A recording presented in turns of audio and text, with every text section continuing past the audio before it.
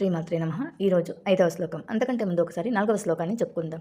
న కర్మణామనారంభాత్ నైష్కర్మ్యం పురుషోష్ణుతే న చ సన్యసనాదేవ సిద్ధిం సమధిగచ్చతి.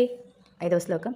నహి కశ్చిత్ క్షణమపి జాతు తిష్ఠత్య కర్మకృత్ కార్యతే హ్యవశః కర్మ సర్వః ప్రకృతిజైర్గుణైః.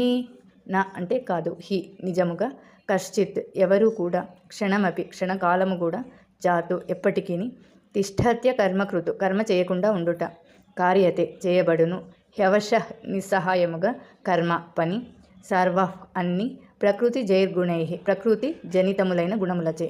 అంటే ఎవరూ కూడా ఒక్క క్షణం కూడా కర్మను ఆచరించకుండా ఉండలేరు.